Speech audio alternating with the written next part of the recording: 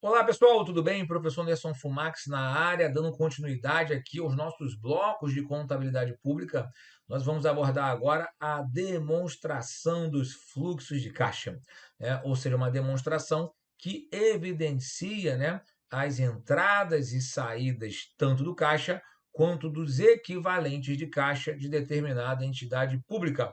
A gente acaba imaginando que uma demonstração do fluxo de caixa só trabalha com o caixa, né, que é o dinheiro em espécie. Não. A nossa NBC, né, a nossa norma brasileira de contabilidade, ela explica o que é o caixa, mas também explica o que são os equivalentes de caixa que acabam pertencendo a essa demonstração. Legal? Então a gente vai falar sobre isso agora a partir dos próximos slides. Vem comigo na tela. Então vamos lá, demonstração dos fluxos de caixa, né?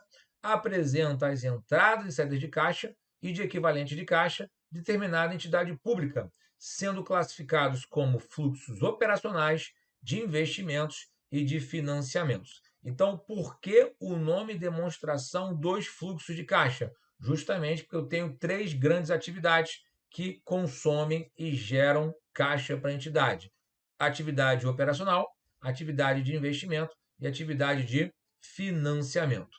Ponto importante: cabe ressaltar que caixa equivalente de caixa correspondem a numerário em espécie, depósitos bancários disponíveis, bem como aplicações financeiras de liquidez imediata. Então, ao analisar a demonstração dos fluxos de caixa, eu preciso entender os recursos que eu tenho em espécie, os recursos bancários disponíveis, né, e aplicação financeira de liquidez imediata, que normalmente são aqueles recursos que eu consigo resgatar em até 3 meses. Legal? Tá? E o nome demonstração dos fluxos, justamente por conta dos três tipos de fluxos de caixa que a entidade pode ter: operação, investimento e financiamento. Legal aqui, gente? Beleza? Tá?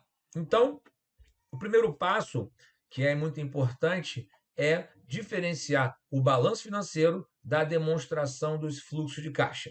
O balanço financeiro, né, eu acabo evidenciando as receitas e despesas orçamentárias, ingressos e dispêndios extra-orçamentários, saldo inicial e saldo final em espécie. Só que quando eu falo de receita e despesa orçamentária, né, eu não necessariamente falo, né, da despesa que foi paga efetivamente, e sim da despesa que foi empenhada. Na receita, eu até falo da receita arrecadada. Aí já faz sentido ter uma relação de igualdade com o fluxo de caixa. Mas na despesa, é a despesa empenhada. Então, a empenhada não é a despesa efetivamente paga. Então, não posso confrontar aqui, né, o balanço financeiro com o fluxo de caixa. O fluxo de caixa é justamente entrada e saída de recursos, né? Então, demonstração dos fluxos de caixa, né, evidencia as entradas e saídas de caixa e de equivalente de caixa.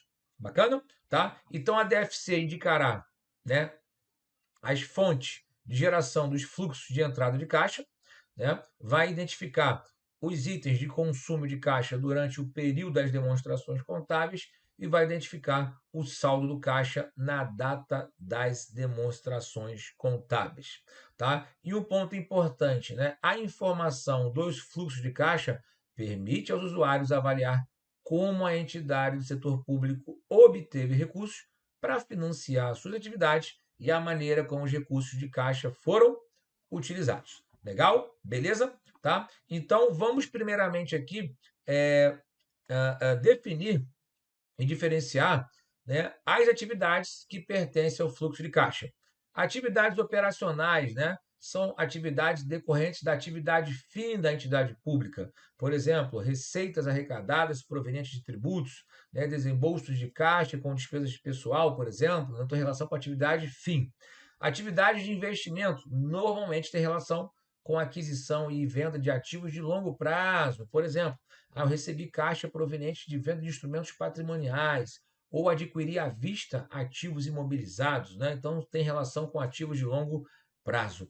E atividade de financiamento são aquelas que resultam em mudanças no tamanho e na composição do capital próprio e no endividamento da entidade. Ou seja, de que forma a empresa está se financiando, ou com recursos de terceiros, ou com recursos próprios, né? Ou seja, eu posso ter empréstimos contraídos, né, de bancos, né, ou amortização de pagamentos de empréstimos contraídos. Então, de que forma isso vai afetar o meu capital? Legal? Tá? Então, eu tenho a carinha aqui da demonstração dos fluxos de caixa, né? Então, eu tenho os ingressos aqui, né, que podem ser receitas tributárias, de contribuições, patrimoniais, agropecuárias, industrial, serviços, remuneração de disponibilidades, né, outras receitas derivadas ordinárias, transferências recebidas. Eu posso ter os desembolsos, pessoal e demais despesas, né, juros e encargos de dívidas, transferências concedidas, né, e outros desembolsos operacionais. Ou seja, então, né, são fluxos de caixas, né, oriundos das atividades operacionais, né, ou seja, eu posso ter o ingresso e posso ter o desembolso. Né? Fluxo de caixa de investimento, né, ou seja, como é que normalmente entra recursos de atividade de investimentos pela venda de bens, pela amortização de empréstimos e financiamentos concedidos, né, e alguns outros tipos de ingressos de investimentos que têm relação a Olá, meus ativos de. amigos, minhas amigas, eu sou o professor Lack. Inicialmente eu quero pedir licenças, pois interrompi os seus estudos.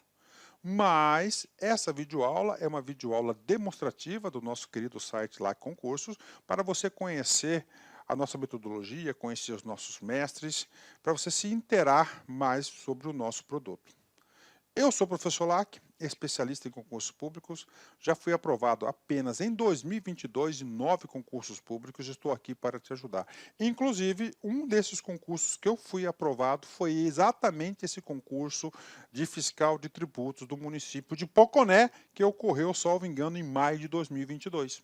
Eu fui aprovado em segundo lugar, não tomei posse, não preencheu quantidade de vagas aí, teve bastante inscrito no concurso e agora realizar outro concurso. Mas galera, é o seguinte, você quer passar no concurso, mas passar de verdade, sem auto-engano, venha, faça o nosso curso, se matricule, cumpra as nossas orientações pedagógicas, que eu tenho certeza absoluta que você vai ser aprovado. Aliás, eu não posso falar isso, mas eu tenho certeza que você vai fazer uma excelente prova, vai ser um divisor de águas, tudo bem? Então vem comigo, vem estudar comigo, professor Lack. Forte abraço, fique com Deus. Tchau, tchau.